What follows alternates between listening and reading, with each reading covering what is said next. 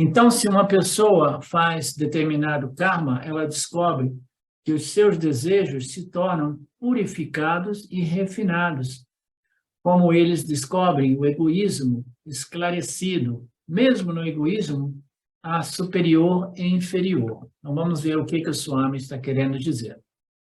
Se uma pessoa faz determinados karmas, ela descobre que seus desejos se tornam purificados e refinados, né? Quando esses karmas, essas ações, observam o Dharma. Como eles descobrem o egoísmo esclarecido. Mesmo no egoísmo, existem egoísmos bons e egoísmos ruins, né?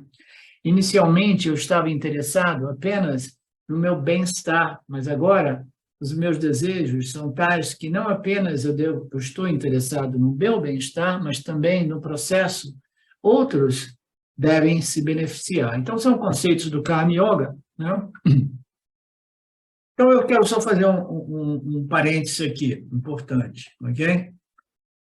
A gente faz o que a gente faz no mundo com o objetivo, né, pessoal, e compreendendo a ciência de Mithya, a ciência de Karma e Dharma, né, eu sei que eu faço o que eu faço, né, porque eu quero um ganho pessoal, mas eu sei que este ganho pessoal ele precisa ser um ganho para o coletivo, porque se eu observo o Dharma, eu estarei contribuindo para o coletivo. Tá?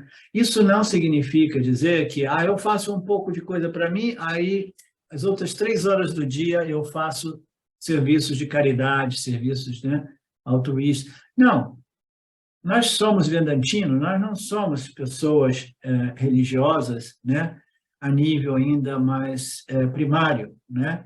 A gente tem uma compreensão de que o que a gente faz com esse sentimento de gratidão, de reverência, de retribuição, e a gente faz observando as leis do Criador de tal modo que eu faço, existe um objetivo pessoal, mas eu sei que eu fazendo isso, com esta atitude, com esse espírito, né, e observando as leis que regem o campo, eu estou fazendo para todos no campo. Eu não preciso ir por aí, necessariamente, salvando pessoas ou dando comida para elas no meio da noite, embora tudo isso também seja parte do Karma Yoga, essas atividades de caridade, ok? Também é parte, tá? Mas quando você chega no Vedanta, o seu foco é muito menos ir por aí, né, ajudando aqueles mais necessitados, mas o seu foco é muito mais agir de tal modo que você beneficia o todo sem precisar de salvar as pessoas aqui e ali, entendeu? Você faz isso com um sentimento devocional de gratidão e você faz com uma sensibilidade, uma empatia, uma compaixão e amor também por aqueles que estão sofrendo, mas aquele não é o seu foco é agir como exemplo para a sociedade e agir de tal modo que as pessoas são beneficiadas pelo que você faz, como também pelo exemplo, né, do modo qual você faz tudo isso, né? Então, eu sou interessado no meu crescimento pessoal. Isso é egoísmo superior. Por quê?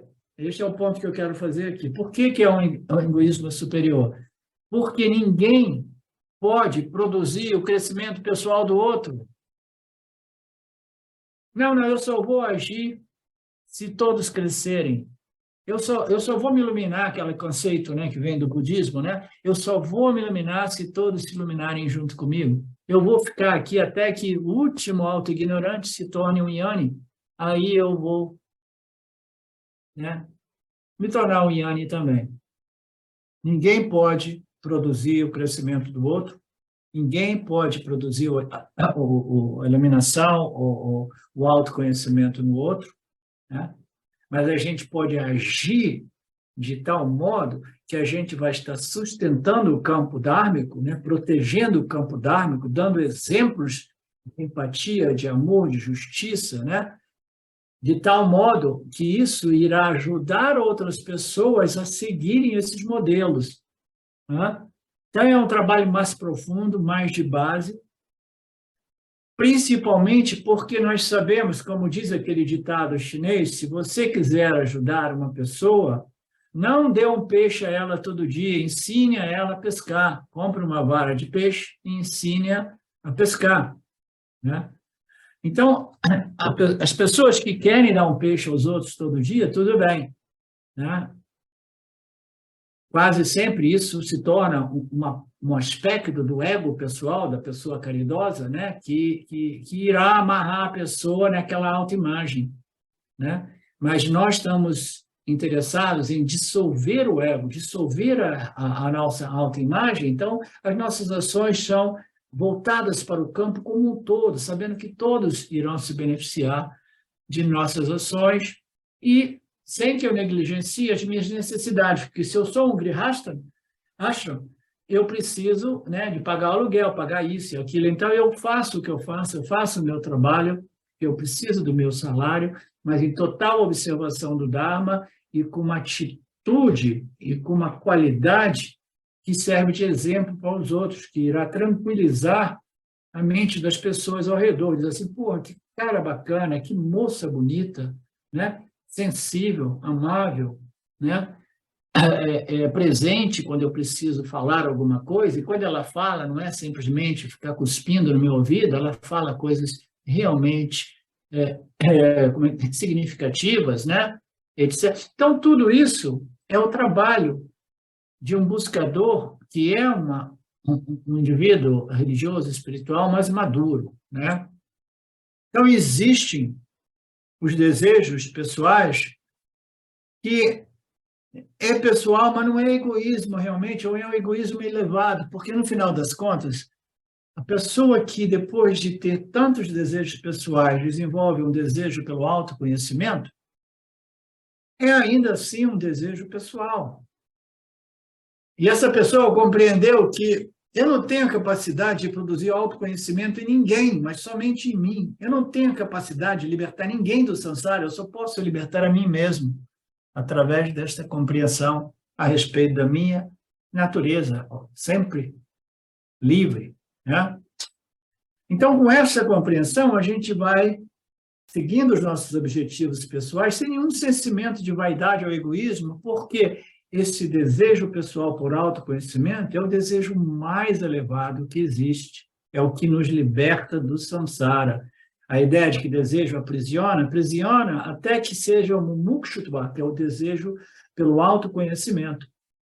Então, esse desejo irá libertar. Você veja, o Ramana Maharaj ele foi e se escondeu numa caverna porque ele queria ficar na dele. Quem é que pode condenar o cara porque ele não fez nada pela sociedade?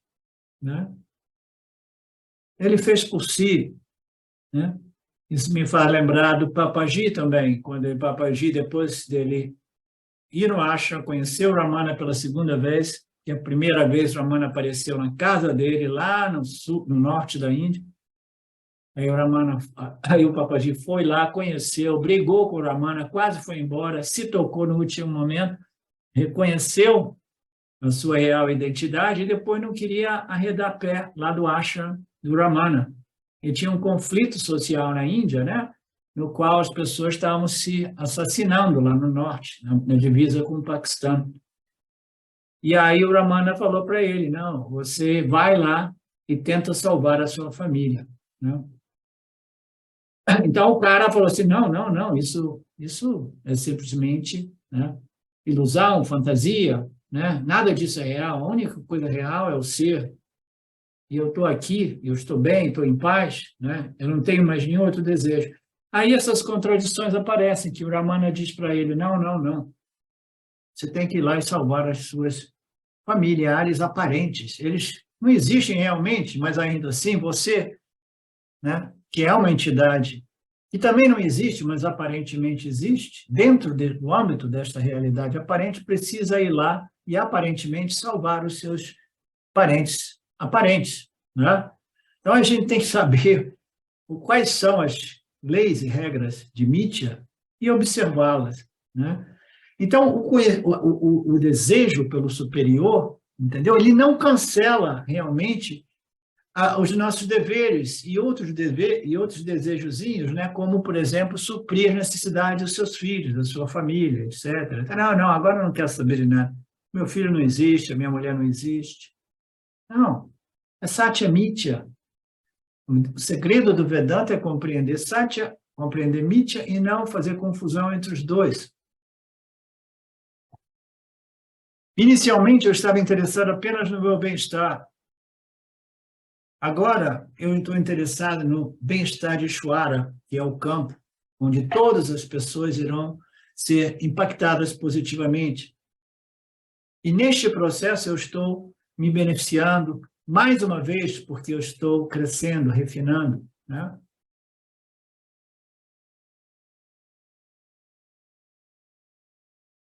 Crescimento espiritual é o propósito dos nossos nascimentos. Então, este segundo estágio é um estágio de muitas atividades, né, ou interações com o campo. Nós deixamos de ser crianças ou infantes, né, que estudam e se preparam para entrar no mundo do trabalho, né, etc. E agora nós temos que fazer a nossa contribuição social. Mas não necessariamente. Você não viu que o Ramana chutou o balde e foi embora? Sem nenhum problema, sem nenhum conflito? Né? Muitas pessoas ficam assim num dilema. Né? Eu vi muitos desses dilemas no meu tempo, né, de associação com o meu primeiro guru. Pessoas queriam isso, mas ao mesmo tempo tinham deveres e obrigações com famílias, filhos, e isso e aquilo. Queria chutar o balde. Algumas delas chutaram e depois sofreram conflitos psicológicos monstruosos, né? Então, a gente vai fazendo os nossos deveres, a menos que a gente pense, tudo bem, eu vou deixar a Ishvara cuidar dos meus pais. Né? A pessoa diz, não, eu tenho que fazer isso, cuidar disso, cuidar disso, cuidar daquilo. Né? Aí a pessoa diz assim, tudo bem, eu já cuidei de tanta coisa, eu tive que cuidar desse corpo e de tantos outros corpos em torno desse corpo, né? E agora estão dizendo que eu tenho que cuidar disso e disso e disso e daquilo, né? Eu falo, eu não tenho mais tempo para cuidar de nada disso. Por quê? Porque o meu objetivo é moksha, né? E eu tenho outros 10, 20, 30 anos de vida, meu objetivo é moksha, e eu vou deixar a Ishvara cuidar dessas outras pessoas. Qual é que é a chave em tudo isso? A chave é que o indivíduo que toma uma decisão de não exercer determinados papéis, assim como Ramana Maharaj tomou a decisão de não exercer o papel de filho e o papel de estudante dentro do âmbito, né, do seu estágio no primeiro ashram, ele abandonou tudo isso, né, sem nenhum conflito, né? Então, a menos que o indivíduo esteja muito bem resolvido, é melhor não abandonar os papéis. É o que eu digo sempre. Se você puder abandonar sem nenhum conflito, tudo bem, porque Ishvara vai cuidar destas pessoas dentro dessa ordem aparente. Né? Mas você precisa estar muito bem resolvido. Né? É a história, aquele outro exemplo que eu conto frequentemente, o cara aparece lá diante de Ramana Maharaj, no ashram, e diz, Ramana, eu estou aqui, eu estou fazendo igualzinho a você. Eu abandonei a família, a sociedade, deixei tudo para trás, eu era uma pessoa rica, um empresário, abandonei tudo, vim para cá, cortei meus cabelos, me vesti de branco, estou usando uma fralda igualzinha à sua, e já arrumei uma caverna para mim ficar. Uma caverna mais confortável do que a sua, né? Naqueles tempos. Eu mandei botar um pouco como é que se diz? De cerâmica, etc. Ficou bonitinho. Então, eu estou aqui, eu estou seguindo o seu exemplo, né? Porque eu quero ser como você. Abandonei tudo. E o Ramana diz para ele assim, olha, você tem certeza que é um movimento genuíno? Né? Ele falou, sim, naturalmente que é genuíno. Eu quero ser como você. Ele falou assim, se o poder, the power, o poder que me tirou da minha família e me trouxe para essa caverna aqui, com o mesmo poder que tirou você da sua família, da sua empresa, para trazer você aqui, siga este poder. Siga o movimento desse poder. Ele só falou isso, mas o que ele estava, né, subentendendo? Estava tentando chamar atenção porque, de repente, você quer somente me imitar, né? Porque se você estiver me imitando, você vai sofrer de conflitos, ou todos os tipos de conflitos. Conflito por ter abandonado seu papel, conflito por não estar preparado para viver uma vida de reclusão dentro de uma caverna, né? Todos os tipos de conflitos, né? Então, seguir os movimentos naturais de cada um de nós requer muita sabedoria, muito equilíbrio, muita sátiva, né? Muita clareza de ver assim, não, este é o meu momento, entendeu? Eu tenho que desapegar disso, disso e aquilo, porque eu quero dedicar o que resta, né, das minhas energias para um desejo pessoal, porém superior, que não necessariamente precisa ser sacrificado por causa de determinados papéis, né? Vocês entendem? Você entende, Mauro? Principalmente quando existem os meios para resolver problemas também, né? Uma pessoa que, de repente, tem a possibilidade de não trabalhar mais e quer saber se vai parar de trabalhar mesmo para se dedicar à autoinvestigação e ao autoconhecimento. Mas você tem certeza que você está pronto para isso? O que você vai fazer com o seu dia se você não estiver pronto para mergulhar profundamente neste processo vedântico, né? Então, se você tem muitas rajas, muitos desejos, muitas excitações, né, e etc., permaneça enganjado, porque se você tiver muitas rajas e parar de fazer, parar de agir, o que aquelas rajas vão fazer? Vão criar problemas mentais, né? Vai ficar tudo aqui assim, você não está canalizando essas energias de modo criativo, né? Então, a gente tem que sempre observar a que ponto nós estamos, né?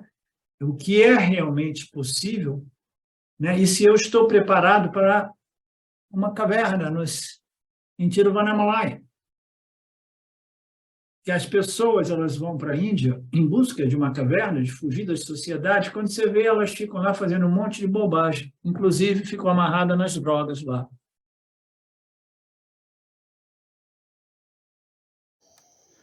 Saudações. Eu quero aqui deixar um pequeno testemunho. Através do estudo do Vedanta, com os ensinamentos sendo esclarecidos especificamente pelo professor Arlindo Nagar, foram canceladas em mim algumas noções que eram relacionadas com a ideia que eu tinha a respeito de alcançar algo que representasse uma grande realização espiritual. Então o Vedanta fez com que, pela compreensão, a minha mente ela abandonasse o papel de buscador espiritual. E isso para mim foi um marco inicial para uma outra relação com o processo de desenvolvimento espiritual, do qual, saibamos disso bem ou mal, é um processo que fundamenta a vida de todos nós.